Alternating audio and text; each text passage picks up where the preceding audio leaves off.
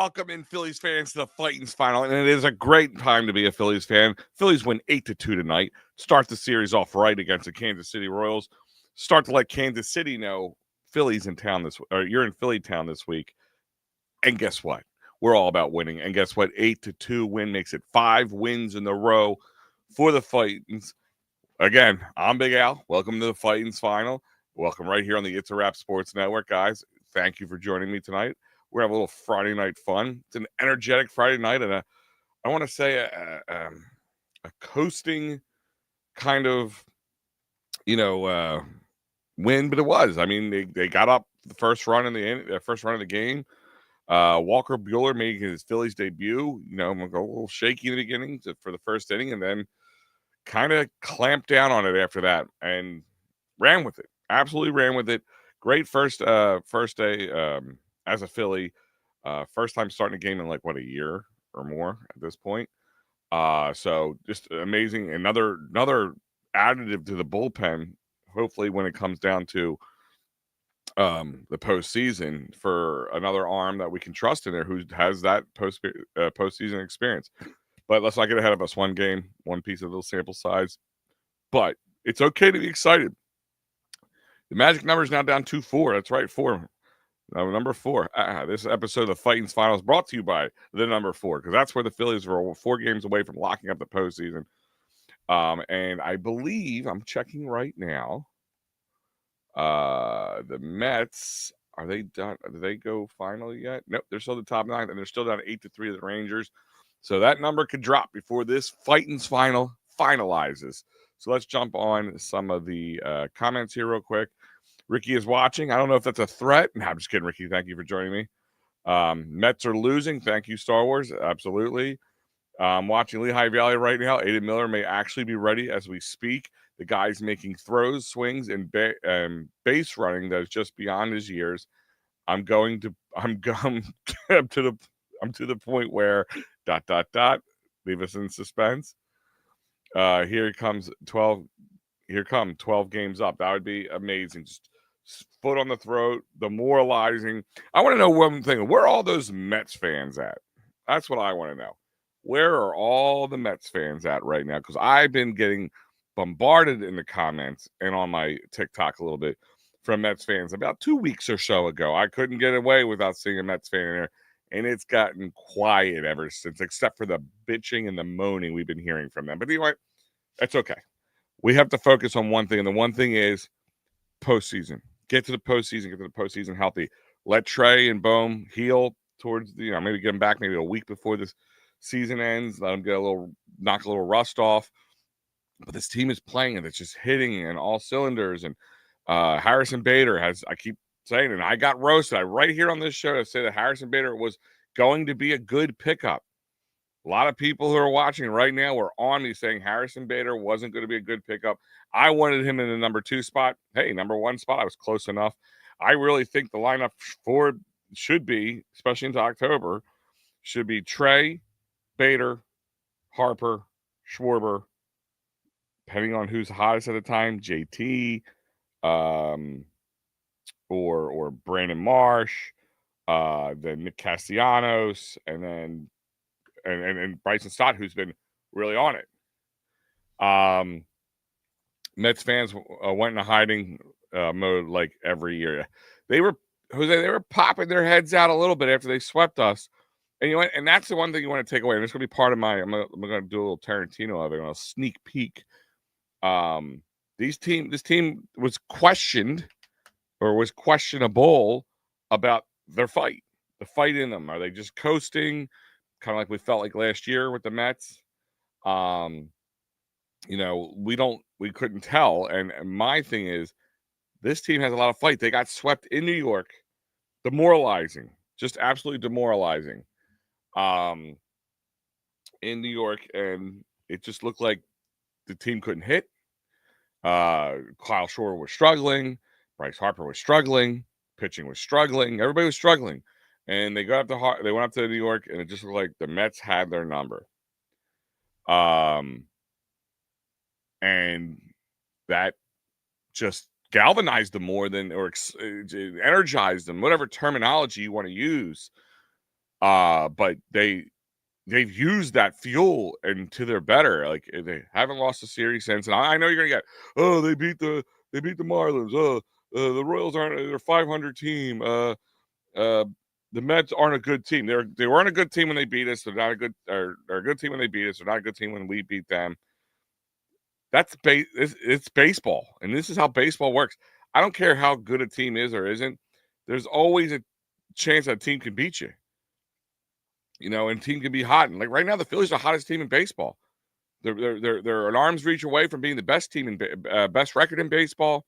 Right now, they're an arm's length away from. I mean, not their arms length. They're actually the hottest team in baseball in probably the last 10 games or 2 weeks from winning and hitting.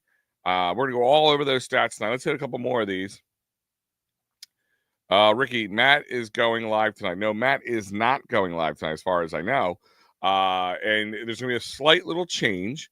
The wraparound will not happen typically. Not going to have a little Mike Lauro jumping on here. I'm going to do all the whole Phillies thing. And then at the end, we're going to talk a little Eagles KC at the end of this final. I'm not going to start a new stream for it, but it'll be a taste of what the wraparound would be. But right now, it's all Phillies because we're on the final right now. It's laughable. People wanted a cooked dude like Cedric Mullins. Agreed. It's just another oil they would have taken. The Mets made the trade to try to keep up, and because Siri was hurt. The Hensley, however his name, just has not worked. That's like the Mets have bad juju, man. When I don't know. I remember on this show or doing a show with Matty B before the season started with the Juan Soto pickup. Like, it doesn't scare me. Juan Soto's been on teams, the Nationals, been on the Padres, and he's been good, but he hasn't been like a thorn in our side. You know what I mean? And I don't know. I didn't fear it as much as everybody else did. I mean, do you want him to play him as much as we have to? No, but Juan Soto's about Juan Soto. And I was okay not getting him, and I was okay with whoever picked him up. I really wasn't fearing him. Well, just one if we didn't. Wow, if we don't win the World Series this year, we have all that talent. And Eagles fan, it's not even just that. You lose your one of your best pitcher, one of your best players by far in Wheeler for the season. The injuries are kind of occurring, I want to say at the right time. Give Bowman a little rest, give Trey a little rest going into the postseason. Hopefully not too much rest, and hopefully they come back healthy as an ox. No down, but I mean, World Series are bust in my eyes, and it has to be. And right now, Dodgers are, kind of limping, keeping up where they're at. New York, as we know, we'll talk about them individually, but it just, this team is just playing and cooking, and they're, since Trey and Bohm went down, they're 4-0. So it's not like, small sample size, but again, they're responding to adversity, and that's what you want this team to do, because this team did not look like that last year. This team looked like they deserved to be there last year, and they're going to make it their way down into the later depths of the playoffs and the postseason, and they didn't, and they got pwned by the Mets, and the Mets, the Mets then I feel like changed gears this year. Like, oh, we're going to get back there, and we're going to go further now. We got Juan Soto. We're one Juan Soto piece away from making a difference. Hell, they might not even make the playoffs the rate they're going. Now, we're going to talk about that a little bit, because there's some little piece of information I want to talk about. We'll get to that when we get to the wild card and the standing situation. I want to look at that. Good evening, Ryan. It's always a pleasure to see you, my friend. How you doing? Our 5-game win streak we only allowed 12 runs. Wow. And they are scoring runs in the bunch too, Eagles fans. It's not like they're winning 2-1 games. You know what I mean? They're scoring bunches. Guys are just getting on base. It's like anybody in the lineup. This lineup is looking like the lineup should have always looked like. No matter who you have from 1 to 9 spot, there's a threat. There's always a threat. Click at the right time. How great would it be if the Phillies were able to win the NL East this weekend? I'm starting to smell October.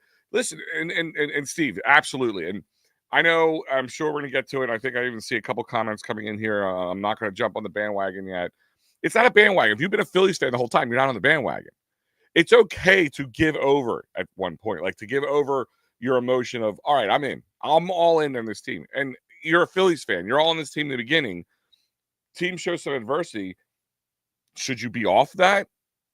You should be realistic. I'm not going to tell you go bet the house, but it's baseball. Anything can happen. Guys can go cold at any time. We saw it in 2023.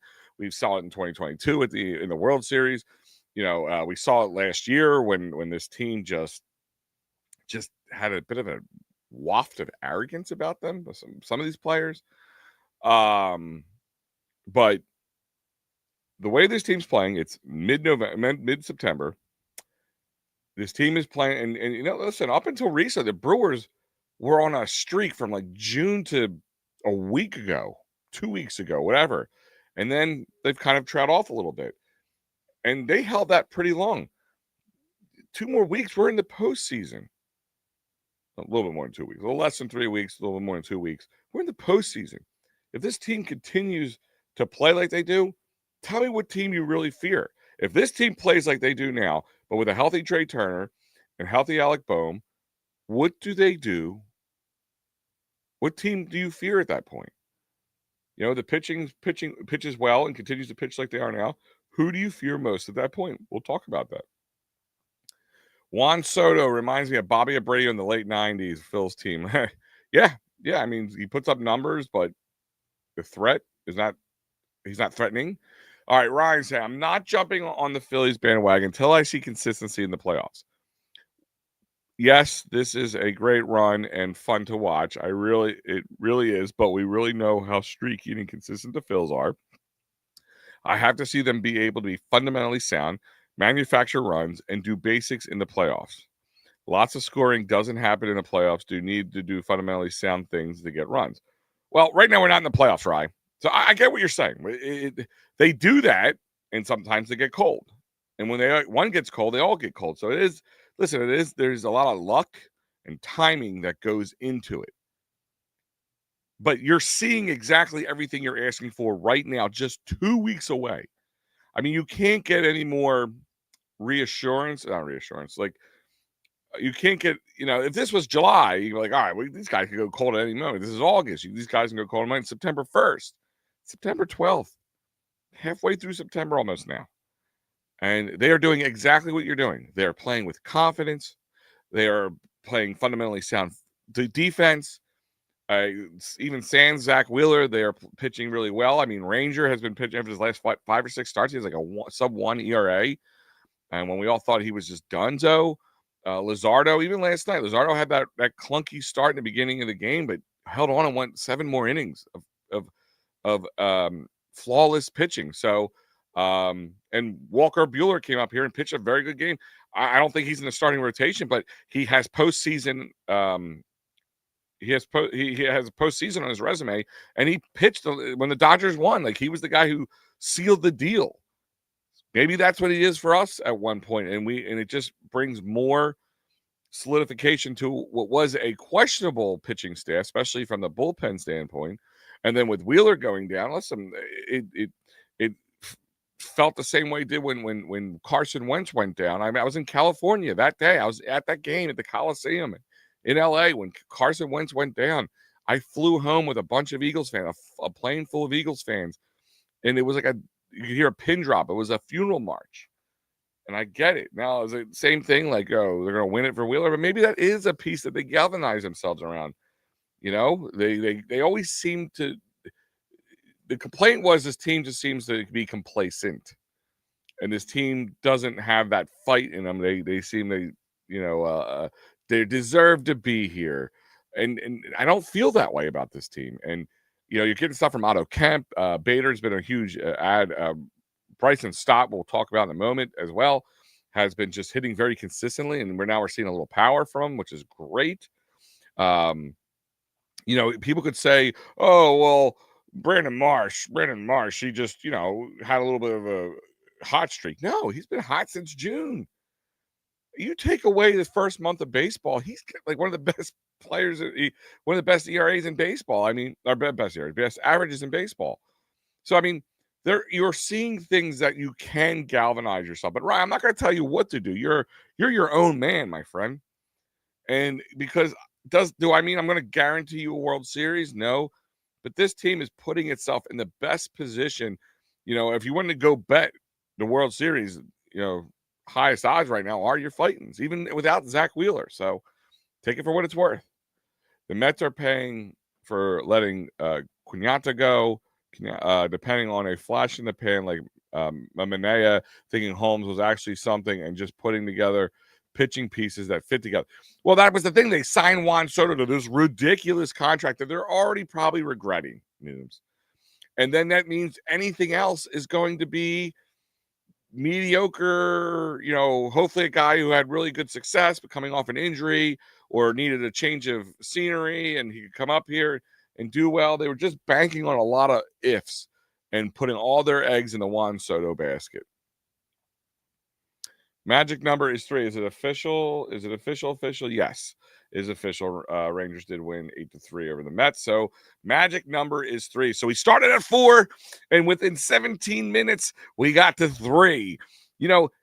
Mathematically speaking, if things keep playing this way by the end of by Sunday, by kickoff for the Eagles, they could have this locked up. If they win tomorrow and the Mets lose again, they're down to 1. They could mathematically be locked in before the Eagles kick off against the Chiefs. Think about that for a moment. November 15th or 14th. Or November. I keep saying November. September 14th. You could be locked up. It's pretty awesome. Don't worry about it, bud. Walker Buehler wasn't special, but he actually looks passable. And that's what I'm looking at. I'm not worried about him, Nooms, right now, about being, an ace. Or even a 2-guy or 3-guy, a good 4 or 5 guy. I mean, Taijuan Walker has been good for most year, but if you look at it, every game in the last 5 or 6 games, he let up 1 run, 2 runs, 3 runs, 4 runs, 5. It's like almost like in a row. I think last week was the last game was the last time he broke that cycle, but I think he still let up 4 or 5 runs. So, he has that postseason cachet, and if he just does that, maybe that's all we need him for. I'm not going to sit there and say he was wonderful. But he had a good debut. He hasn't pitched in forever. There's a lot of pressure coming into Philadelphia on top of a lot of pressure with the expectations of Philadelphia. I think give the guy his flowers today. It's okay. Yeah. Mets drop another one. Yep, magic number's down to 3. Bottom line is they evolved their identity and stopped force-feeding inconsistent players, making a healthy competition. And that's the other thing is I've been seeing a lot less of the Rob Thompson hate. And it's not just from the winning. The Nick Castellanos thing was a big thing. Here's a guy who's getting paid a lot of money. He's still got another year in his contract after this. And normally it would be force-feeding, like you said, Nooms. That would be force-feeding. Oh, he's got to play. He's getting paid way too much. He's got to play. He's got to play. He's got to play. No, we're going to platoon you. And the only really guys in the platoon right now are Kepler and Casty. I think Casty wants out. I think you might get what you're going to get from him for the postseason, and that's okay. We'll talk more about this in the offseason. I think I kind of have an idea how this could play out. Make some money moves, make some things move around. Still be able to maybe sign Schwarber, keep Bader, things like that. I'll make it sound too easy, but there could be possibilities. But that's the team has evolved, and I think that's a key thing, and I'm going to add that into. I'm going to take part of that. I'm going to steal it from you, Nooms. I'm going to have Nooms is going to be part of my bottom line when we get to it. I'm going to take that and put it off to the side. I'm going to talk about that a little more then. It's a long season. It's exhausting to be full throttle fan all season. It's about time. It's about time be playoff time. This is exactly what the fans have waited for. The drama of playoffs with the team in it. Yeah, I mean, the team is 100% in it. If Rob was smart, he'd pair lefty starter Luzardo with righty Nola and go 3 or 4 innings in a playoff game.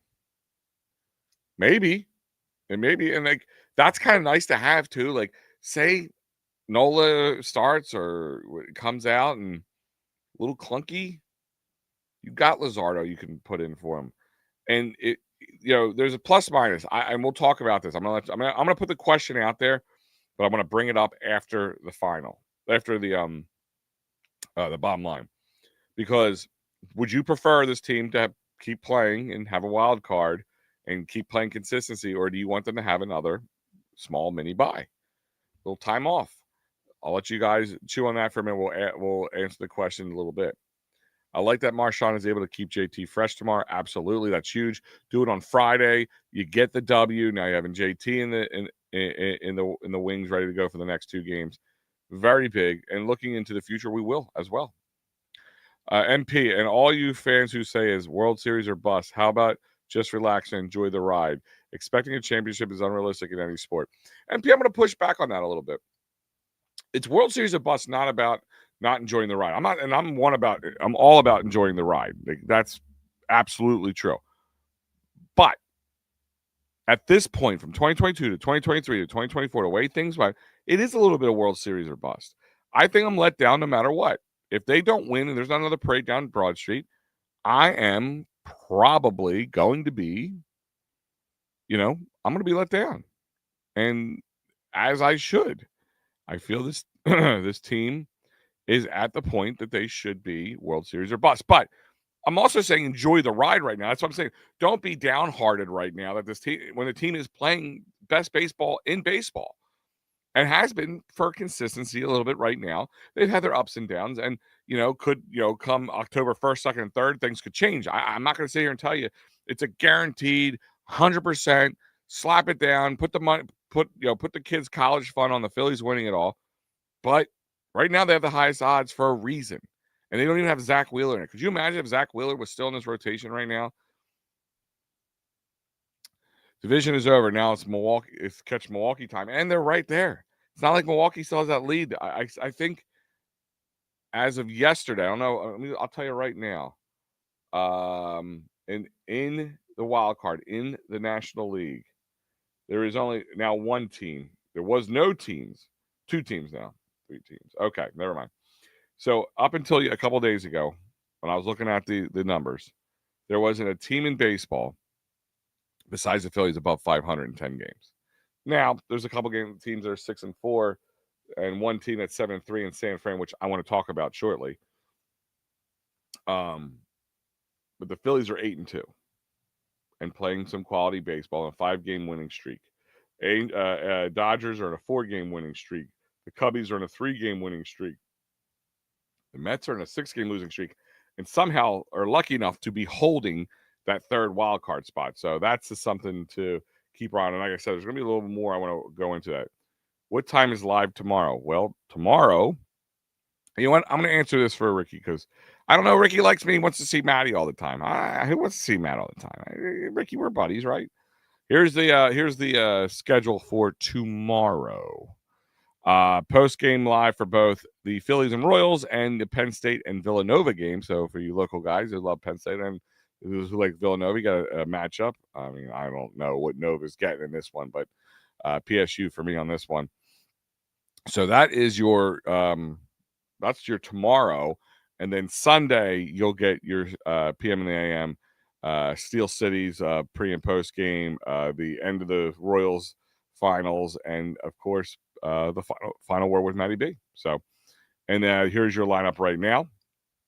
So Pat Bernard is back tomorrow. I did not know this. That's news to you and me. So there you go. Pat Bernard on for Saturday, and then Sunday. The man, the myth, the legend, Matty B will be back. So there you go. Because obviously I'm not enough for you, Ricky. No, I'm just kidding. When you stop channeling your inner Glenn Rivers, good things can happen. Yeah, that's my thing. Is like I think last year they were like, okay, we're gonna get to the postseason.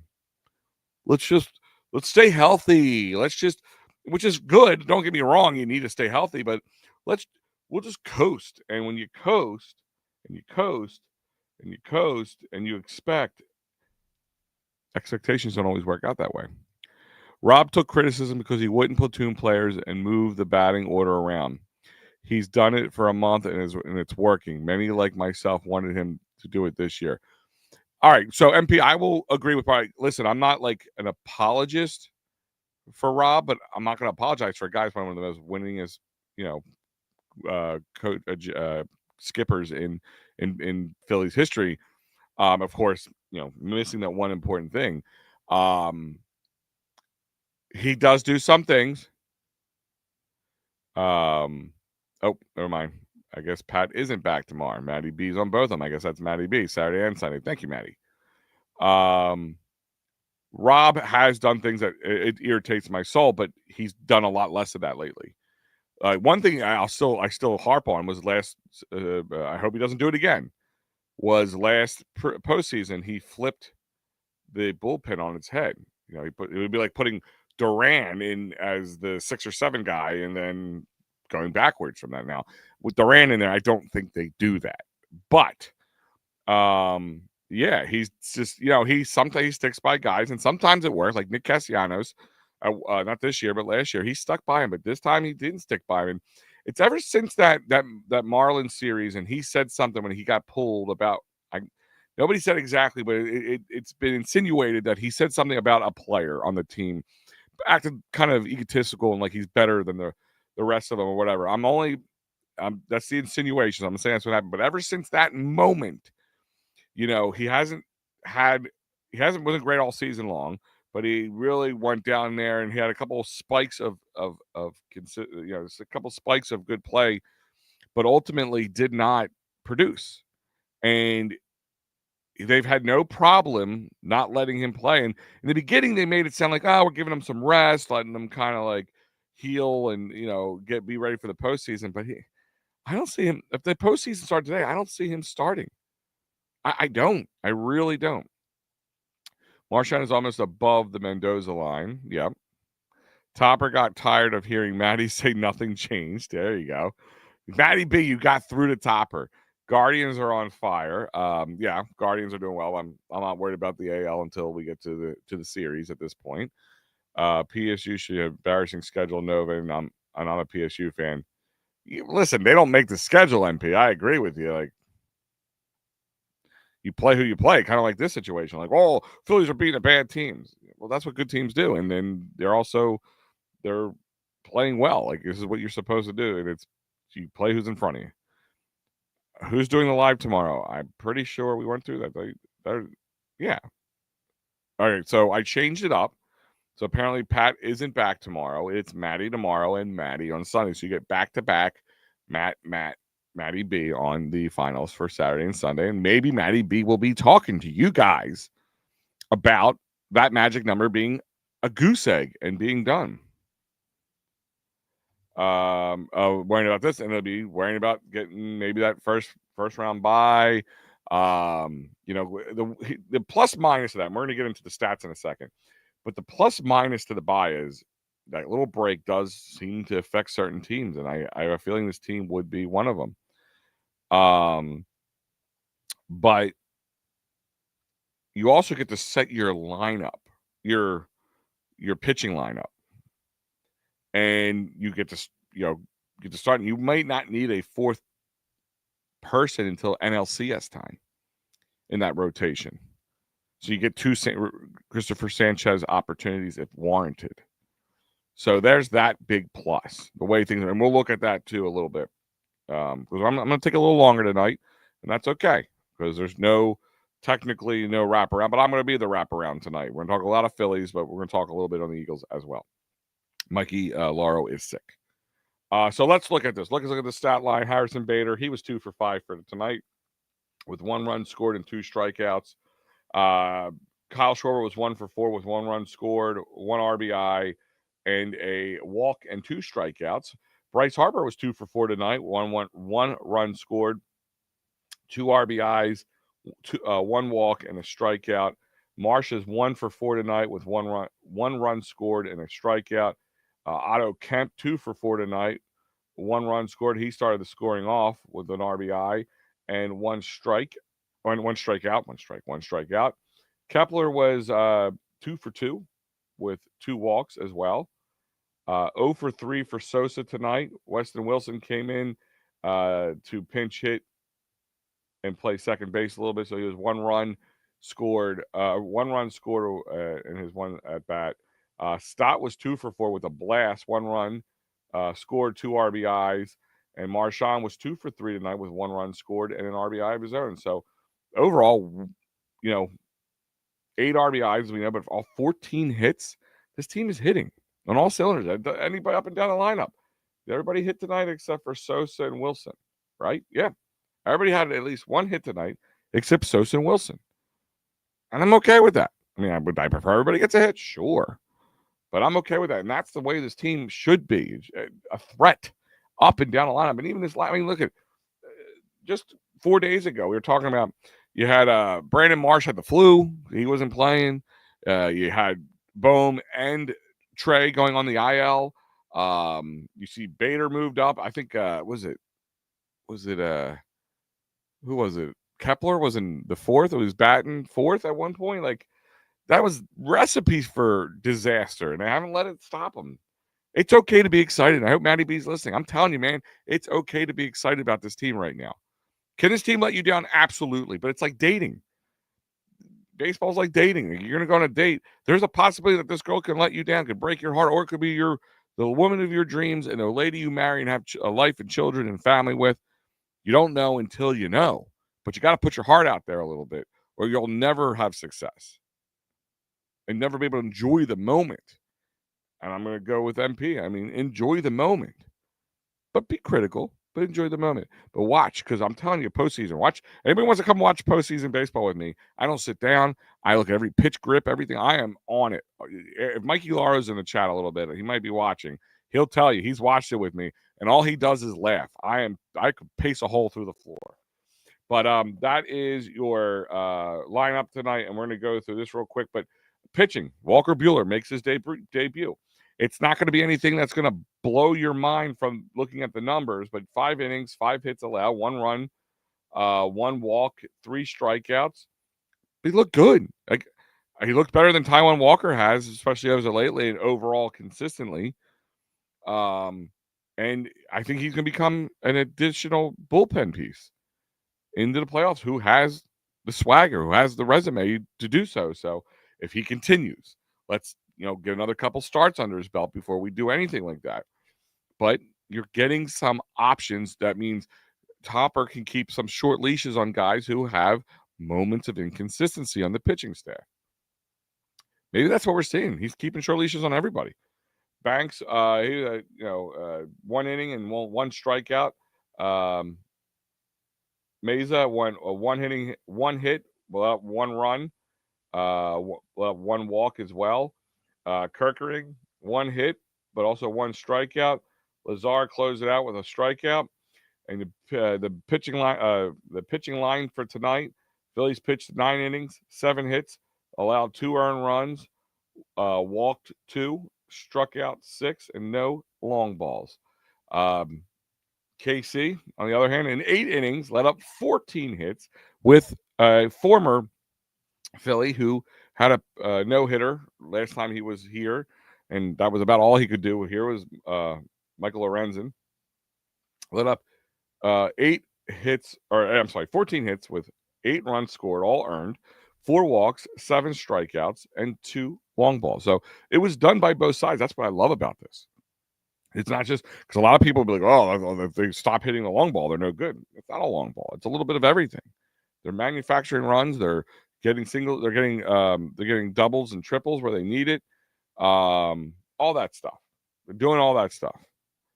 MP wants to know, why is Garrett Stubbs up here? That's a question I don't want to answer. I really don't want to get into that, MP. I don't know why.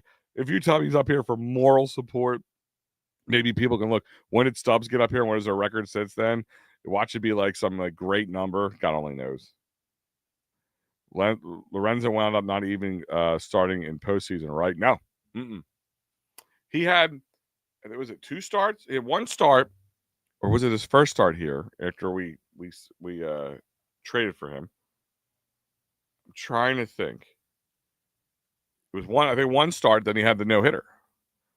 And ever since then, he was getting, kerplunked. I thought, maybe he got some arm fatigue, and he couldn't put it together, Nooms. That was it.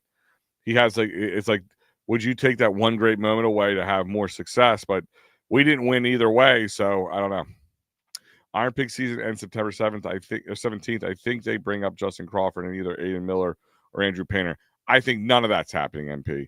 I think none of that's happening, to be honest with you. And maybe, I doubt Andrew Painter. I doubt Aiden Miller's doing really well right now, as Noom said recently. Justin Crawford, maybe, but right now, the way this outfield's been hitting, I don't think they're even worried about that. So I highly doubt any of them. I would love to see Crawford come up, but who are you going to send down once like Trey and Bohm get back too? Because Otto Kemp's hitting really well too. I mean, it's a great problem to have. It's an absolutely great problem to have, but it is what it is. And the scoring on the night. So let's do it. So the Royals started off in the top of the first with a single to drive in Bobby Witt Jr. from second, which made it 1-0. But that was about it for a long time, because then Rafael Marchand with a sacrifice fly tied the game up 1-0. And then the bottom of the third, Bryce Harper homered for number 26 on the year to left center field, and him and Schwarber scored, making it a 3-1 game.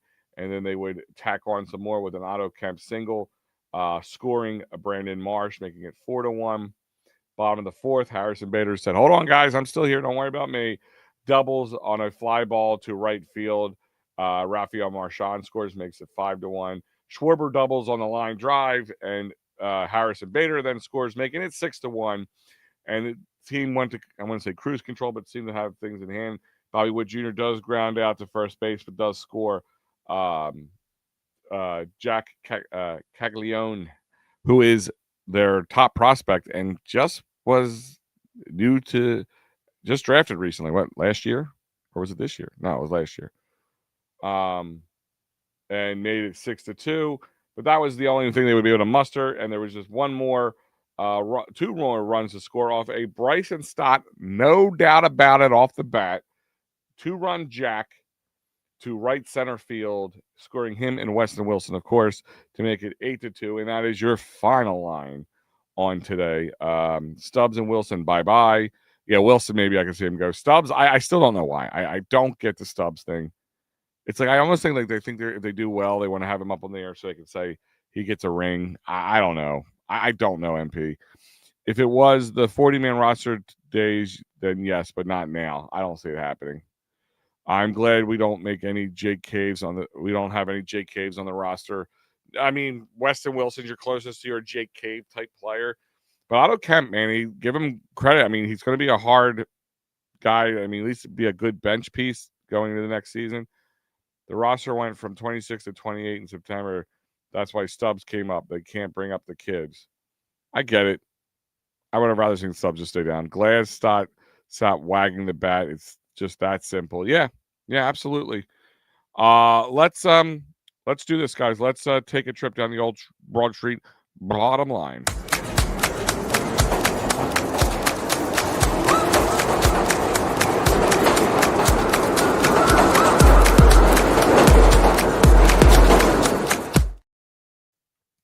All right, Broad Street bottom line. For those who are new to the program, as Pat Bernard would call it, or the program, Broad Street bottom line it's the bottom line of today's game, bottom line of the current events of the Philadelphia Phillies, and bottom line is they are playing some great brand of baseball, and it's okay to enjoy it. And the other part of it is something that I said, Nooms, I'm going to give you credit for still. I'm going to make sure you get your credit on this bottom line. They've evolved, they've changed, which we've all waited for. That's why, like, people who have been hesitant to enjoy this right now, they've changed. It isn't just, they're getting the long ball, and we all know how when they're stroking the long ball, and Kyle Schwarber's putting up 4 home runs in a game, and blah blah blah blah. You can make all your excuses you want that's non-sustainable, and they're not doing that. They're sustaining it every which way. They're winning 2-1, or they're winning 8-2. You know what I mean? This is what you want to see. They're playing really good defense. Pitching has stepped up. Everybody has stepped up, okay? And that's what we've wanted to see from this team, that this team can be evolved and stay consistent. So far, 2 weeks, and they've been more than consistent. More than consistent. They want the Super 2 for more than a year if they can. They want the Super 2. Who are the Super 2? Explain that one. I don't know what the Super 2 is. So let's go through this, because I want to talk. I want that question answered, and it's going to kind of roll into this. So let's take a trip around the bases.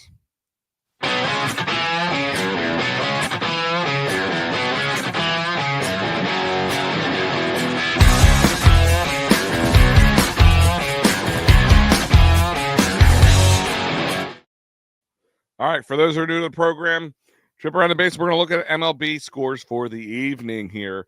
We'll also talk a little about the standings, wild card, and just overall look at Major League Baseball because everything now is under a microscope. We are 3. Magic number is 3, as we said. The magic number is 3, so remember that. Cubbies beat the Rays 6-4 tonight. The Nationals equal 6-5 over the Pirates. The Phillies, of course, 8-2 over the Royals. Blue Jays 6-1 over the Orioles. The Rangers, try not saying this with a big old smile on my face, but the Rangers beat the Mets 8-3, making it 6 in a row L's for the New York Mets, and New York is burning itself down as we speak. The Guardians are up 1-4-0 to the White Sox. The Yankees won 4-1 over the Red Sox, and the Marlins beat the Tigers 8-2. Astros beat the Braves 11-3, and still ongoing right now. Diamondbacks and Twins are right now at the bottom of the 7th, 6-4 Twins right now. Bottom of the 7th, the Cardinals and Brewers are facing off, and the Brewers are up 5-2. Bottom of the 3rd, Rockies and Padres in San Diego, or have the Padres out 1-0 at the bottom of the 3rd. And 3 other games just getting started with the Reds and A's, Angels and Mariners, and Dodgers and Giants all knotted up at 0 in the first inning. So that is your trip around the bases. Those are your scores of the evening. Let's see what we got here. Some people tell me the Super 2 service time. Oh, yes. The service time rules. Thank you. I thought you meant like they had like some nickname or something. I was unaware of. Once the Iron Pig season over, players can come out without counting to their service time, I believe. Don't know the answer to that, MP. It's going to be hilarious to see if the Mutts miss the playoffs. We're going to talk about that in a minute. You're getting a little ahead of me, MP, but in a second, we're going to touch on that. I'm going to ask you why. Because remember that question I asked you about would you prefer? I'm going to re-ask it again, give you guys a chance to start putting in the answers. Would you prefer the Phillies to play in the wild card and just continue to play baseball? Or do you want them to have that first round bye and allow them to have a few days of rest before they dive into the NLDS? And we'll get into that. A's 1, Red 0. Okay, they must have just scored because my stuff did not update. Still hasn't updated, so it must have just happened. That's not true anymore. Okay, so MP, Nooms knows his stuff. I've known Nooms for many years now, so he's usually on his thing, but I don't know. I think this year's team will be okay with a bye. I think so too, but there isn't. Listen, baseball's a creature to habit. We've seen teams come out of like all-star breaks, and this team especially has been clunky. I don't know if I agree with that, but that's okay. That's your answer. So let's look at the standings right now. You top divisional leaders, of course, are the Brewers, the Phillies, and the Dodgers, which has been pretty consistent this entire time for the most time of the season. Milwaukee's 89-58 right now. We are 88-60, and the Dodgers are 82-64. As I said, if you look at it, the Milwaukee Brewers are 4-6 in their last 10 games. We are 8-2, and the Dodgers are 5-5. They had to go on a 4-game winning streak just to get 5-5. Chicago right now, they are 84-63. Actually have a better record than the Dodgers, but not in their division. They are significantly up there in the wild card. They would have to fall off pretty well for that for them to not make the postseason. But they're +8 in the wild card games behind. But an 84-63 record. The Padres are behind them at 80-67, and them and the Dodgers they won today. Yeah, they won. The Dodgers are playing San Fran today, which we're going to talk about in a second. They're 4 games plus. The Mets right now are holding on to that 3rd spot, but by the skin of their teeth, they are on 3-7 in their last 10 games. They are on a 6-game losing streak, and they have a 76-71 record. The only team in the wild card or in the leader on the leaderboard who is not in the 80s in their wins yet. The Reds are on a 2-game winning streak. They're up a little bit, 6-4, and they are breathing down the necks of the Mets. They are 1.5 games out of that third place spot.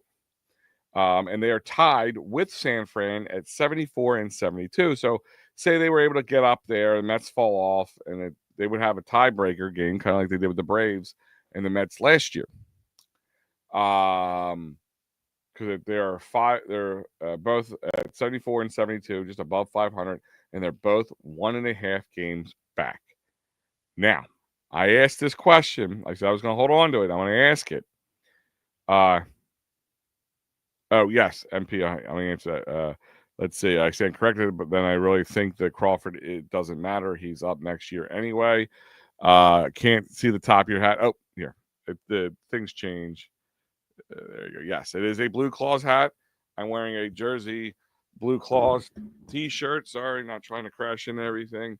I love little trick of the trade for those people like hats and stuff like that, like I do. I love my baseball caps. If anybody ever comes to my house, maybe I'll take a picture and put up online.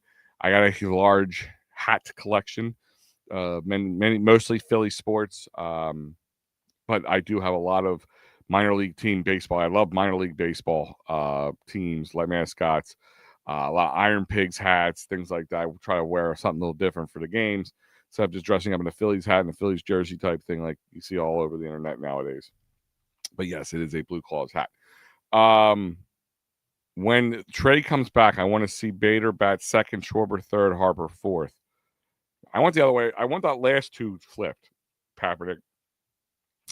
I want Trey first, Bader second, Harper third. Harper just bats better in third. I don't want to see him. It's just that's not him. Schwarber in that cleanup spot. That's what I want to see.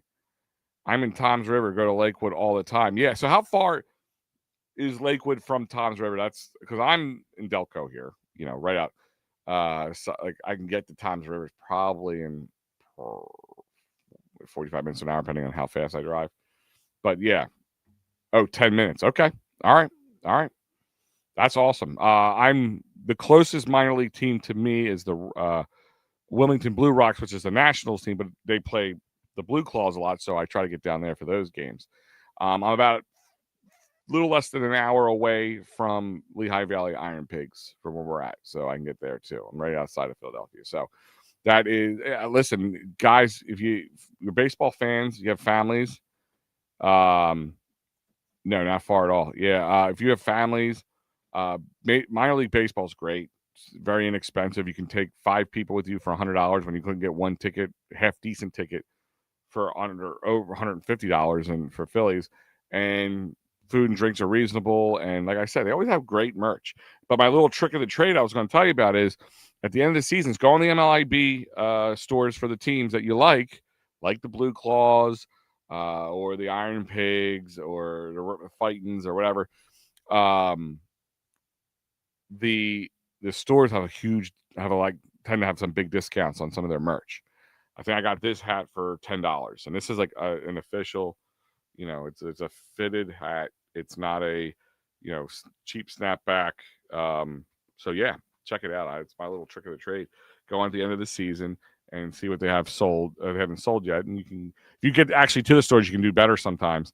Not all the time, but online you can find some deals like last year's hats are for sale, things along those lines. Sorry, I got off the topic here, but back to what we were talking about. San Francisco. I'm not afraid of the team San Francisco. But if we had to play San Fran in San Fran, whatever it is with the Philadelphia Phillies and Oracle Park in the last 10 years, it's not just this team. It's not just a group of guys. It's not just them. They just don't do well. It's a house of horrors. I mean, just like, the Mets, New York was a house of horrors a little bit this year for us. Sure, absolutely. But that's like something that can happen. Like even like Miami for a short time was for like a year or two. 10 years. They're like 3-17. I don't know. Like, if the Reds can ink up and they can be the team and you can knock the Mets out, fine. But I'd rather have the Mets than San Fran just because we don't play well in Oracle Park. I know it's weird. Just some voodoo that goes on at Oracle Park. Do I think they can break that voodoo? Sure, but I just don't want to even attempt. I don't want to tempt Lady Fate here. Buddy of mine has front row behind the Claws dugout. I'll get you tickets next year if you want to come. NP, message me, man. I will be down there next year with you. I will love to come out to a Blue Claws game. Big fan. San Francisco has 6 games versus LA. I don't see them getting in. Yeah, that's what we were going to look at too. I wanted to talk about that. I mean, the odds are against them. They're all just 2 games above. Even the Reds. I mean, the Reds, they have. Let's do this. The Reds schedule. Let's just look at this as we break it down for the rest of the year. So we're at the 12th. They're playing the Athletics, which they should be able to beat. But West Coast trips can be daunting sometimes on some teams, but we'll find out. Then they got 3 games against the Cards, who are behind them. So they're not out of it. They're also going to look to play a little spoilery-ish. Then they got 4 games against the Cubs, 3 games against the Pirates, and then 3 games to end the season against the Brewers. So that Brewers series could go either way for them, because if the Brewers kind of keep going, they might be locked up unless they're jockeying with us for that first place bye. So that could be interesting for them in that situation. But and then I want to check San Fran real quick. Let's see what we got here. So they got the Dodgers. They got the Diamondbacks, who are right behind them as well. They got the Dodgers again in LA. Then they got the Cards for 3 games, and then they end the season off against the Rockies. Rockies could try to play spoiler, but divisional, but they just are a bad team. So, that will play a factor on it. So there's a lot of things. This ain't Buster Posey and Hunter Pence's Giants. I get it. It's nothing to do with the team. Nooms, it's nothing to do with the players. From a player standpoint, if this is at Citizens Bank Park the whole way through, we'll play San Fran all day long. I have no problem with that. It's whatever voodoo goes on in the brains of anybody who wears a Phillies jersey in Oracle Park. It's like they forgot how to play baseball. Like, oh, baseball, I never saw it before. Like, it's just this weird phenomenon that happens with this Phillies team. It's just so, I don't know how to say it. It's mind-boggling. It really, really, really is. It is absolutely, utterly mind-boggling. And I just don't want to even tempt fate, because I'm so excited for this team right now, because we are seeing something from this team right now that we haven't seen for much since 2022, since they went on that run and were able to get in and just had a great run through the postseason up until they got cold against the Astros. So that's all. That's all I'm saying. Arizona is my pick to pass the Mutts. You're not the only person that said. I believe our boy Mike Ularo said that as well. But they have. Let's see. Let's look at their what they have ahead of them. So Arizona is behind them by 1.5 games. I'm sorry, and they're 2.5 games out. So the Mets would have to continue to lose. Reds and San Fran would have to lose, and they would have to start winning. But they do play each other. So they're playing the Twins right now. So they have it's going to be a big 3-game series against San Fran Monday, Tuesday, and Wednesday. So if you guys are baseball junkies like myself and a lot of other guys out there, Nooms, I know you fall into that. Matty B and I could watch Little League play and enjoy it. You're looking for maybe some interesting baseball to watch. That might be something. They're home against San Fran. So San Fran's got to come here for Monday, the 15th, the 16th, and the 17th. And then, of course, they have to play against us, which is a daunting task. Then they got to play against the Dodgers at home, which is a daunting task.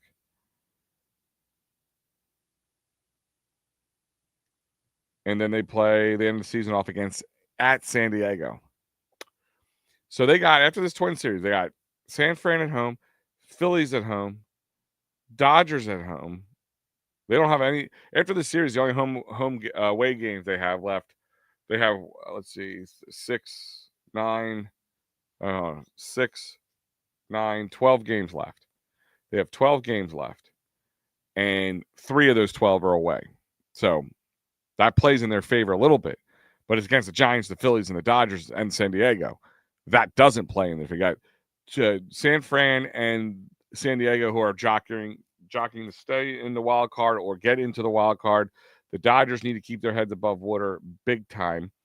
And like I said, the Phillies could be, I doubt they'll be on cruise control by then, but it's going to be interesting.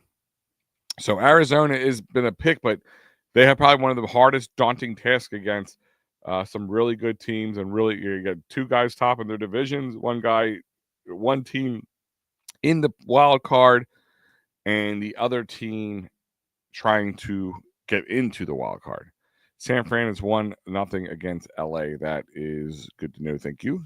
And that might be something you can turn on if you have access to it, or MLB, the MLB app or whatever, maybe whatever it is you have to do to watch it. But that might be an interesting game for you guys to watch tonight, just to see how things turn out. But that is about it. Like I said, guys, Phillies win 8-2 over the Kansas City Royals, putting them at 74-74. The Royals are at 500. Actually, let's do this real quick. Actually, I just want to take a quick look over the AL standings. So Toronto's still in the top of the East, Tigers in the Central, and Houston in the West. With Toronto at 85-62, Detroit at 84-64, and the Astros at 80-68.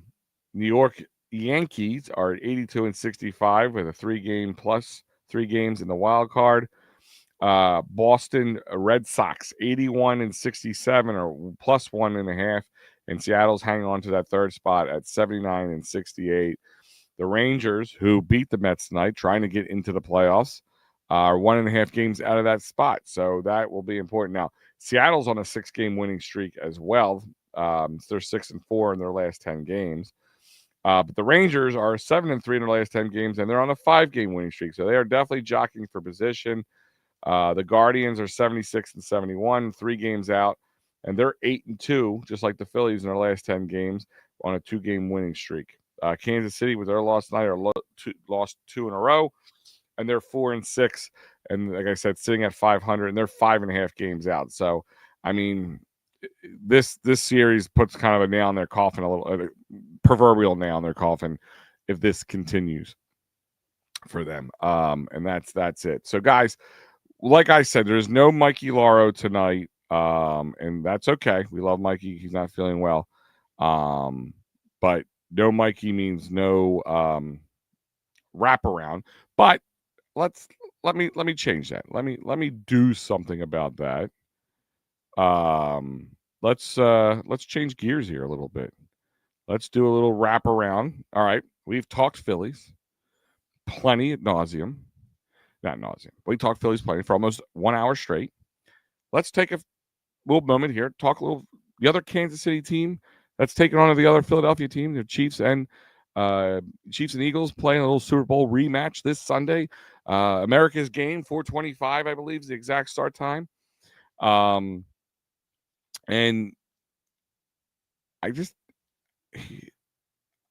I let me put it this way: I did a show last night with Matty B. I sat in for Kyle Quinn on the Birds Blast, and here, hold on. Let's talk how the Sixers reeled you back in. Okay. They couldn't put a hook through my face and reel me back in right now, Nooms. That's how bad the Sixers are to me right now. And I love basketball. I really do. But NBA basketball over the last 5 years or decade, maybe, just every year gets less exciting. That's why their viewership is down.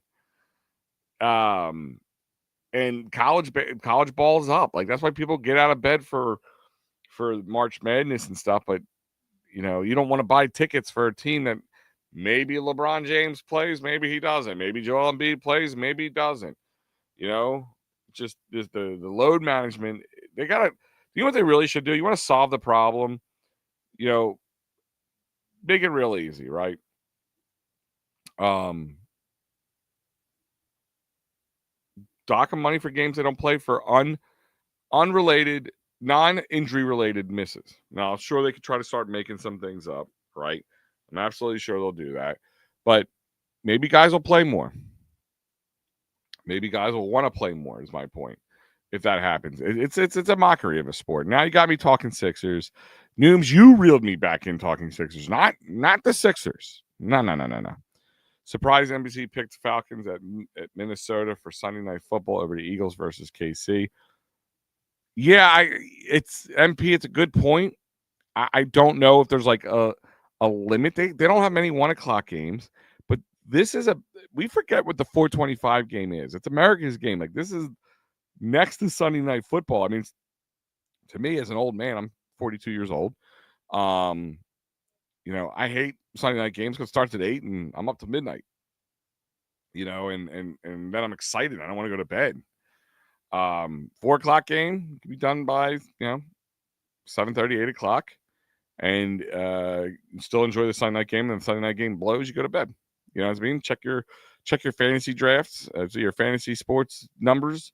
But I mean, listen, I agree with you. Minnesota and Falcons, like, I'm talking about their names together. I'm struggling to keep my eyes open. But Eagles, Chiefs. It's going to be a close game. It's almost a must-win game for the Chiefs in some ways because they lost in Brazil. They're coming back from Brazil. They have 1 day less left of rest than we do because we played Thursday. They played Friday, but they had to fly back from Brazil. They're missing Xavier Worthy. Now we're missing Dallas Goedert. He is officially out for the game. If you haven't seen, I think they announced that later this afternoon and late afternoon today. Jalen Carter will be playing. He's not being suspended anymore. I mean, if you guys want to touch on that a little bit, do you feel about Jalen Carter, if he should have had more? I could just tell you, I was responding on Twitter and TikTok to some people the last 24 or 48 hours about Chiefs fans who are delusional. Like, does winning make you stupid? Science. It's a scientific hypothesis there. Does success make teams stupid? Because they're sitting there going, well, Jalen Carter should have been suspended more. And if that was a Chiefs player, he would have been suspended more. People would be irate. Nobody's been suspended for spitting on somebody in football. If you find something, I've tried finding it. As far as I can see, nobody has been suspended for spitting on people and unsportsmanlike conduct like that. Now, if you try to injure somebody, you try to take your helmet off and beat the shit out of them with it, different story, all that kind of stuff. But he did miss a whole game. He was ejected before one snap. So technically, he did get a 1-game suspension, and he got a $50,000+ fine. So my point is, don't tell me Patrick Mahomes doesn't have plays or calls played in his favor from the refs. I could go back to some stills from Super Bowl in 2022 that ticky-tack calls against the Eagles and calls that weren't made against the Chiefs. That could have been the difference between having 2 Super Bowls in the last 3 years for the Eagles and having 3 championships. Could you imagine? I don't know if we could handle that. We went so long. Like I said, I'm 42 years old. I don't know how old you guys are, but I'm 42 years old. I've lived through that era of mediocre or less football from the Eagles. I've lived through the era of I don't care as long as we beat the Cowboys because the Cowboys were the gold standard in NFL back in the early to mid 90s. That's what makes us rigid and sometimes full of piss and vinegar as Eagles fans. I look at my kids. I have a 9-year-old. I have a 16-year-old. I have a 23-year-old. And I also have a 24-year-old. But my three boys two of my boys who really follow sports is my 23-year-old and my 9-year-old. They're not going to have that same piss and vinegar running through their veins as we will, and they get to have two early on in their life 2 Super Bowls, for most of them. Me, I had my 2 Super Bowls, but it took me into my 30s and later. 2008, I had my World Series. If you count in '83 when I was born, I was barely 6. I wasn't even 6 months old when the Sixers won it. Of course, I was non-existent, not even a glimmer in my father's eye when the Flyers went back to back. So, yeah, it's going to be a different type of fan. But my point is, the success that you have 3 Super Bowls in the last 5-6 years, right? 6, is it 6? They lost 2, 1 to us and 1 to Tom Brady, and that's it. They have been in the NFC AFC Championship game every year for the most part, and they have only lost 2 Super Bowls out of 5 in that amount of time. We wouldn't know what to do with ourselves with that. And you're going to sit here and you're going to bitch and moan because Jalen Carter, and do you know what that shows me? End all be all. Do you know what that shows me? That shows me fear. That's what that shows me. That shows me that listen, give Dak Prescott some credit. I hate giving any Cowboy credit, but give Dak Prescott some credit. He incited Jalen Carter, made him do an immature buffoon-type move. And you always say, like, I coach. And you know what? Shout out to my boys, the Clifton Rams, especially the senior team. That's my team. But shout out all Clifton Rams. My son also plays on the sophomore team. My other son, the older one, coaches with me. So shout out to Clifton Rams tomorrow. We got the Prospect Park Termites to go against, and it's going to be a slugfest. So it's going to be a good one. So shout out to them. But I coach. And if I had if I see, we always tell the guys, it's not the guy who throws the first punch. It's the guy who retaliates who tends to get in trouble more often than not. And Dak Prescott did that. He absolutely did that. So they were just trying to compound on that, but it's in a bitchy fashion, man. Just be a man and take it on. I mean, they have a very good defensive line as well, too, but they're missing a key player due to injury. We're missing a key player who was one of the top receiver in week 1. AJ Brown has been a question mark. I know certain knuckleheads in major media talk about trading AJ Brown again. Like, it's just this is getting old, man. Like, Colin Cowherd, man, just shut up. To be fair, how many players did you find that spit on someone or laugh out loud? I searched guys who were suspended for unsportsmanlike, who were ejected from games for unsportsmanlike conduct, and none of them, most of them were fines. They were ejected from the game at that point. Unfortunately, he did it before the first snap, and that pretty much suspended him for an entire game. So there really wasn't any game loss outside of the initial tossing from the game. So that's what I mean by that. And when I see the words "to be fair," for anybody who's a Letterkenny fan, great show, Letterkenny, and also hockey fans. Shoresy is a great show. It's a spinoff of that show. Really funny, all about Canadian hockey. Check it out. No, geography makes you stupid. Does it? Holding on a punt return was ridiculous. Absolutely. I lived through the 70s era. Laugh out loud. I'm definitely Richard. Yo, yeah, okay, MB. Yes, you did. You did. You had a little success in the 80s. Philadelphia was kind of, I almost say, looking like they could have been title town. I mean, you had the Phillies in 80, the Sixers in 83. In that time, the Eagles did go to a Super Bowl, but lost and couldn't get her groove back after that. The Flyers had success, but not the ultimate success. But then the 90s, man, the 90s. So, like I said, I'm a 90s kid. So I always tell people, like, the 93 Phillies. So in this job, I've I was a credentialed Phillies reporter for a while, for a couple different places, but for my own company for a while. And I've got to know some of the former players. I've had like Mickey Morandini on here. Pete Incaviglia. I've had most of the '93 Phillies. John Kruk, got to know him a little bit over the years. Talked to Mike Schmidt a lot on Sundays in the press box.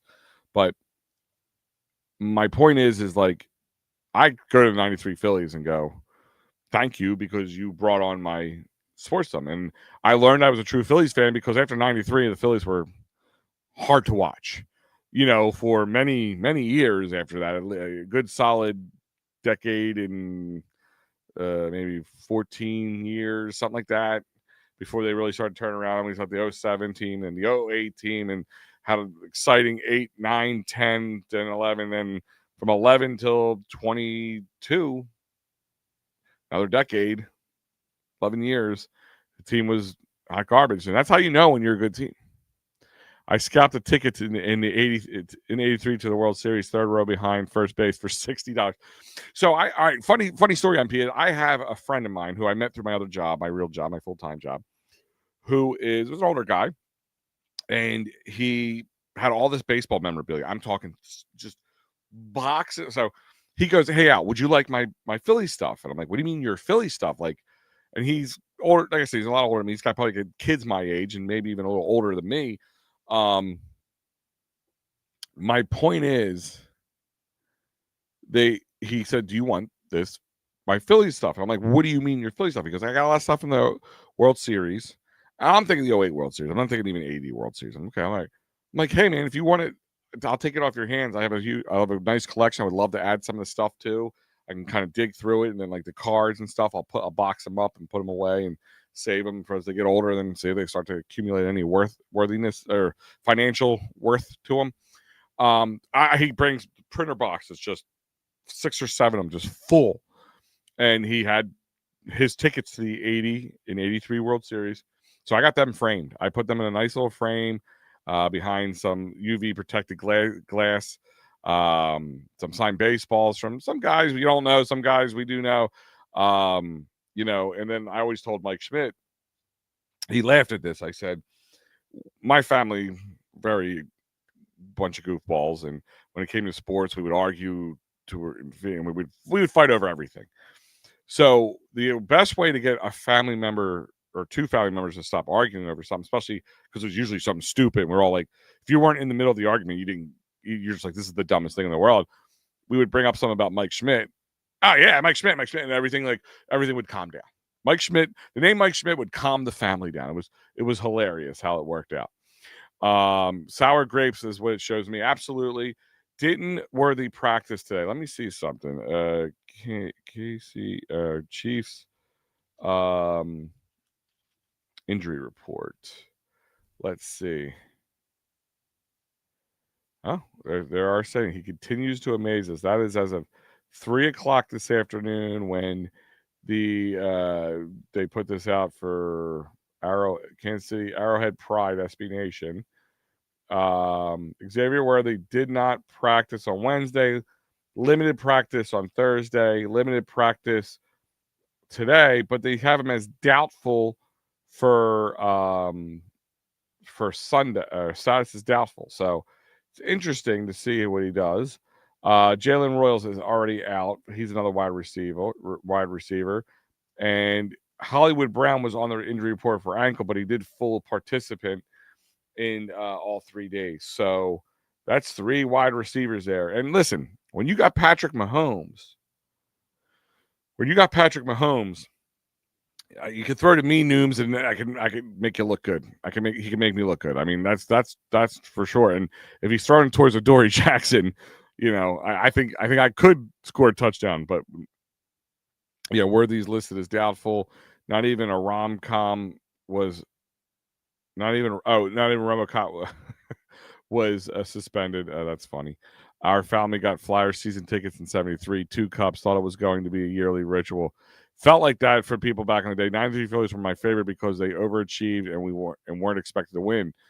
Kind of like what the '22 Phillies were. I mean, I know we did have Bryce Harper on this team, But other and you had Schwarber and Castellanos joining that year.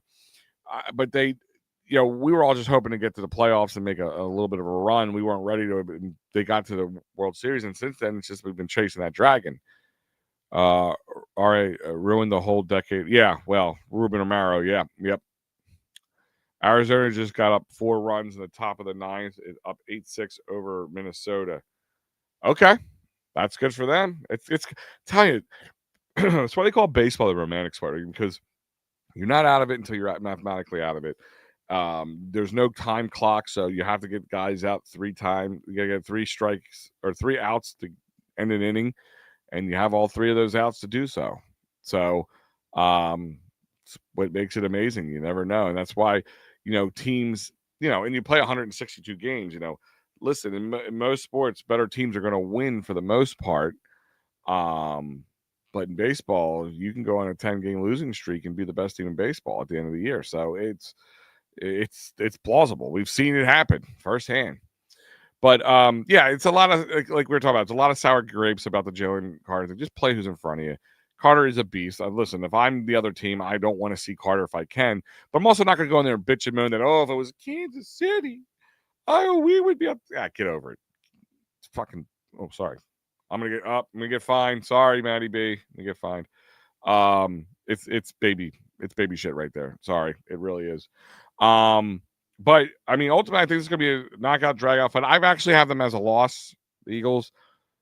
Because like I said, I feel like this is a must-win game for the Chiefs. I don't think they're going to be able to stomp the Chiefs like we saw in the Super Bowl. I don't think the Chiefs are going to allow them. They're probably not going to. You're probably seeing a little bit more yardage from Saquon and the running game, than we did in the Super Bowl, because they were hyper focused on Saquon. We'll let Jalen Hurts beat us. Well, they learned that the hard way. But if A.J. Brown is healthy, I expect wholeheartedly this to be an A.J. Brown type of game. That's my opinion. The tight end situation is going to be an issue. I think you're going to see a lot of 12-man personnel, 2 tight ends, a lot of blocking, and a lot of Saquon and A.J. tonight. That's what I expect to see. But this is a game that can go either way. I mean, to me, it's going to be a field goal difference. It's going to be a last-minute field goal. That's going to be the difference between this game. And I could be completely wrong. And that's the whole thing about prognosticating about games and how the outcomes are. I mean, that's why Vegas is Vegas, and we're just guys who, Chiefs could just be exhausted still from Brazil, or not, still licking their wounds, and the Eagles can come in and stomp on them. And vice versa. The Eagles could be, smelling themselves still from the Super Bowl and having that waft on them, and, they let their guard down. And like I said, this is a revenge game, if you want to call it, which I think is, listen, I think calling the matchup from last year's Super Bowl that's playing each other again in the regular season a revenge game, mislabeled. There is no revenge to a championship. The only way you can revenge a championship is to go back the next year and win the championship, especially against the team that took it from you, or make sure they, of course, they don't get it. That's the only revenge. But once you win the championship, that's it.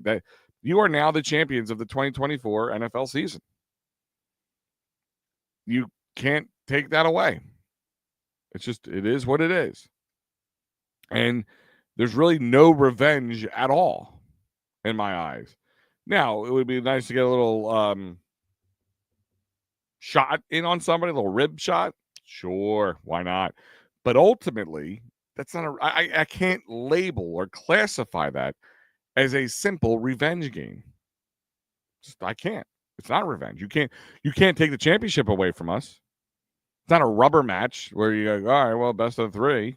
So just like when we played them in 2023, and the Phillies were on a 10-1 at that point, and they beat the Chiefs, and we were all hot and bothered about the Eagles. And here they come. I was one of them. Matty B, I give you your flowers on this one. You saw the paper tiger that they were, and they fell apart. I couldn't wait for them to lose. It's the only time I ever voted I wanted the team to lose in the playoffs. It's the only time ever in Philly sports history I hope my team lost a playoff because of that. KC, not the same team. I really think the Eagles win by 10 plus.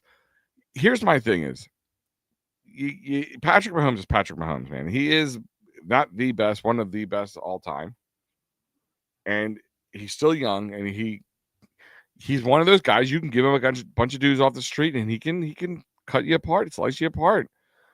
So I still think it's going to be a knockout, drag out fight. But I don't know. I don't know. I'm not sure. I can't say 10 plus. I just can't. Listen. I couldn't tell you that when they played against them in the Super Bowl. But this is a different defense. It's a little bit of a different defense. The defense is not as good, at least yet, as they were last year. They started off clunky last year too, but they got their stuff together. Once the young guys and Uncle Vic was able to get those guys up to speed, especially those young guys like Jihad Campbell and stuff like that. So, you're yeah, and MP is Zadarius Smith dressing. I don't know. Let me see if anything comes on it. It just says he's joining the team. Is he on the roster? I don't know. They haven't said that yet. I guess we'll find out. But I don't know. I don't know the answer to that one. Is he dressing? That's a good question. Amazing NFL schedule and the Chargers in Brazil, and then on the road this week in Vegas. Yeah. But they wouldn't, God forbid, they wouldn't put Patrick Mahomes on the road again in after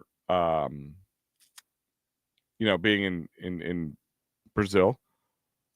I think the two teams that played in Brazil should have been automatic home game, even though technically one team was the home team, and but you didn't play at home, and you lose a home field. I mean, think about it. I wonder how the team is compensated for a Brazil or a London game or something like that. There has to be some sort of compensation. You're losing a lot. When you're the home team, you make money on concessions, you make money on parking, you make money on the ticket sales for it, you make money on selling your merch, all that stuff. There has to be some sort of concession for you on that, some sort of financial backing that you're getting a piece of what the NFL is bringing in or something. That's the only, I don't know. I don't know how that works. I'd be interested to find out. But like I was saying, I don't think this is going to be easy. I still think the defense have some flaws, and Dallas Goedert was his number one target this week and this week one, and he threw over the middle a lot more too. I mean, we might not see the less of that again because I don't know if how he's going to feel comfortable with who's it, Grant Calcaterra, whoever's in there at this point. I don't even know who's going to be the starting tight end at this point, but and Spagnuolo really did kind of get a little bit of a blueprint of keeping Saquon down. So now can Petula and Sirianni and them get together and undo anything that he did from last time? That's going to be really the ultimate question with the Eagles moving forward. But this could be anybody's game. This is in my eyes a pick 'em. And what is what I want to know, what is the spread of the Eagles and Chiefs at this point now that they officially got out? He's out of Dallas Goedert's out of it. Yeah, it's pretty much a pick 'em. DraftKings, FanDuel, and Bet Rivers have the Eagles at -1.5 and the Chiefs at +1.5, and BetMGM and Caesars have them at -1 +1. DraftKings and FanDuel have a totals, the over-under at 46.5, and BetMGM and Caesars has it at 47. And here's a fun fact: the Chiefs were a slight favorite at -1.5. Though some lines shifted to -1 in the Super Bowl. And now the Eagles are going into Arrowhead against a team that just lost their first game in Brazil. And I don't think Patrick Mahomes is going to want to go 0-2. Do I think they're out of it? He goes 0-2? No. They're going to lose it, but it's, it's going to be interesting to see how they play. And they're also got embarrassed in the Super Bowl. You didn't just lose a Super Bowl. You didn't come down to one play. You're in it the whole time, kind of like we were with them in 2022, and San Fran was with them in 2023. But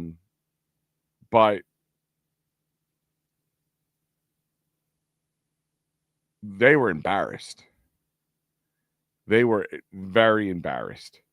I mean, it was just, pick sixes on Patrick Mahomes. The Eagles sliced the defense of the Chiefs apart. The offense could not have any idea of how to combat Vic Fangio, and that unless you're getting picked off by a rookie, Cooper DeJean, Quinyon Mitchell, shutting down your best wide receivers, just on Guantanamo Bay. Just it's interesting. It's going to be interesting how both teams, like, I really feel like the Eagles played an okay game, like C-, D+ type game, and against the Cowboys, and the Cowboys gave it their all that they had at the moment, and they still couldn't get the victory. I mean, the Eagles are just playing that well right now. Hey, Dave, what's going on, Hal? Hope all is well with you. It's been a rough week. I'm coaching Faith's softball team. I'm also coaching Hunter's soccer team. And I just found out my mom's in a hospital. I'm sorry to hear that, buddy.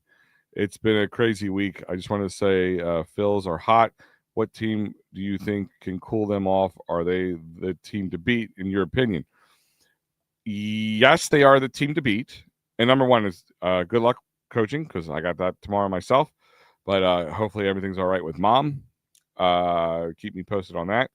Just, yeah, they are the team to beat. I mean, Brewers are the best team in baseball right now, but they've been on a slide a little bit lately, and the Phillies have every opportunity to catch up with them. Not just they could make the postseason. They could make that magic number 0 by the end of this weekend if the Mets keep losing and the Phillies keep winning. Before even the Eagles take a snap against the Kansas City Chiefs, to be honest. So, are they the team to beat? As of right now, I would say so. I prove me wrong. I just don't know any team. Like, listen, we talked about earlier. I know you're a little later to it, Dave, but they are the team to beat because they kind of found themselves a little bit. They got rattled in New York. They responded. They lost Zach Wheeler. They responded. Nick Castellano's not playing well. He's not playing much at all. Like, this team is making the decisions that we kind of all wanted them to make. Just it was hard for them to make, So as of right this moment, on September 12th, 2015, at 11:06 p.m., yeah, they are the team to beat. And who really scares me? Maybe the Brewers.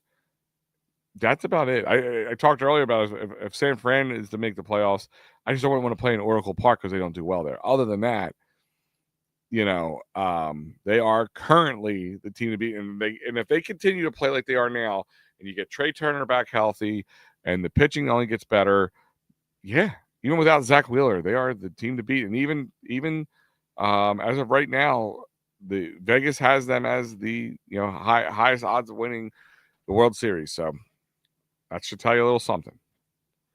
Kansas City finishes third in their own division. That would be a sight to see, MP. I mean, we've talked about Dallas Cowboys crying. We've talked about them over people. Philly fans overreacting to things. I mean, we all overreacting. I said we should have fired Nick Sirianni last year after the first few games because it looked like he lost the locker room, and then one early bye week off in the week 5, and they just turned it around and just they beat Cleveland, but it wasn't a pretty beat. But then they just went on a tear after that, just tearing through the NFL and tearing through the playoffs too. Don't forget, it wasn't close in any which way. That snow game and the Rams game was a little closer than it should have been. Could have lost that one, but the weather, I think, did play a factor in that. But another NFC Championship game that the Eagles just in Philadelphia just owned their opponent, boned the opponent. I should say pwned the opponent. Pwned the opponent. And then continue to do so into the Super Bowl against arguably the best player in football, the best team in football, the current GOAT of football, and you made him like when we played Tom Brady in 2017, 2018, I guess it technically was, but the 2017 season Super Bowl, that was a shootout with Tom Brady that you won, which is an amazing feat on its own. But with this game, it was just manhandling. I'll be honest with you. So I'm a bourbon guy. I like to drink my bourbon, like my brown liquor. I started drinking a little early after. I was nervous. Like I was about to play for the Eagles that day in the Super Bowl last year, the day of the Super Bowl. Had all the food ready. We had everything out. Wife decorated the house. I had the game on upstairs. I had the game on the TVs downstairs. It was on any screen had the game on. And I was sipping on some bourbon pretty early into the afternoon and steadily. But oh man, I just was so relaxed. And that's why I'm saying KC is not going to. If third in their division, that happens in the season, I will be just amazed. I would just be amazed if that happened. And the Chiefs fans would just go absolutely irate. And I think I just saw what you're talking, MP. D-backs just got walked off by the Twins. Wow. Yeah, I'm telling you, man. This is the kind of moments that start to define a team. And there's got to be a little bit of lady luck on your side. You got to kind of put your hand on your hand on the thigh of lady luck there. Hope she likes when you squeeze. Because if she don't, this is what happened. And it's going to be a boxing match, man. I'm excited for the next couple of weeks, but I'm really excited to get to October. I really am. So D-backs get walked off by the Twins. Interesting. Twins playing a little spoiler. Where are they at in the scheme of things? I'm not even worried about it right now. I think they're out of it, the Twins. Or pretty much out of it. But yeah, I mean, Eagles, Chiefs, 425. It's going to be an interesting game. I think it's going to be a little bit closer. It's not going to be anything like this. In week 2, it's still kind of preseason-esque. You still got some rust to knock off. You still got guys, trying to learn systems, especially the young guys. But give the Eagles some credit. They really tend to have their rookies ready to go. John Campbell played a hell of a game. That linebacker core, whatever you want to call it, just seems to be, we went from being like probably dead last in NFL or close to it for most of the time to young and premier. So it's huge. All right, guys, that's it going to be for me for the wraparound tonight. That's an hour and a half of Big Al yammering on. I want to thank everybody for joining me tonight and talking to me. MP, I would be down to go to a Blue Claws game with you. Maybe we'll make anybody who's around who can make it be a little road trip out to Lakewood, New Jersey, and checking out Blue Claws playing. Actually, I found out a friend of mine's daughter's dating one of the pitchers for the Blue Claws, so it'd be interesting to see. Oh, and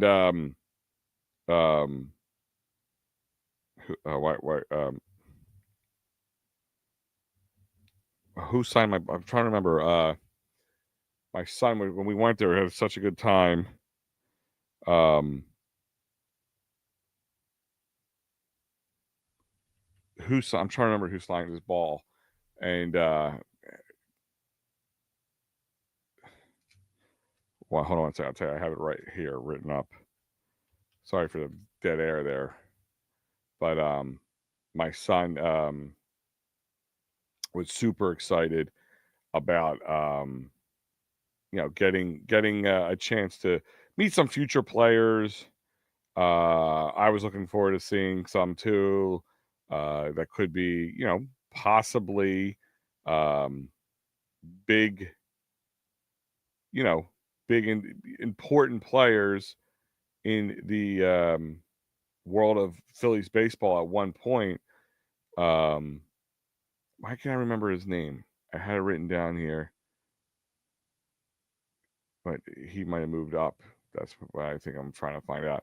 I can't find out who it was. I had the ball in my room over there, but sorry, that was bad for me to just put you on the silence like that. But guys, let me get going. It's a little late, so I'm a little exhausted to be on top of it, to be honest with you. But guys, check out all the great shows here at the It's a Wrap Sports Network. Like I said, tomorrow I'm gonna have to swing back here to get to all the stuff here. Sorry about that. Tomorrow you have both the Happy Valley Huddle with the Penn State post-game show, and you have not Pat but Matt on both Saturday and Sunday for the Fighting's final to end this series up with the KC Royals. Don't forget the other great shows like Props, Locks, and Parlays with Mike Lauro. No pressure sports betting, all for fun, of course. It's all about fun. Don't have to put any money down just to see if you're right or wrong about something. Don't forget the Attacking Third, hosted by Steve Fuentes. Brothers Blast with Kyle Quinn will be back next week, of course. With Kyle, I was sitting in for him. Like I said, the Happy Valley Huddle. The Final Word with Matty B. And Sundays, PM in the AM with Pat Bernard and Mike Lauro and myself. And usually the wraparound with Pat Bernard, which has been lately with Mike Lauro. But tonight you got me for the whole wrap around of at the It's a Wrap Sports Network, guys. So I appreciate you joining me tonight. I appreciate you guys being awesome with me tonight. And I will catch you guys next time.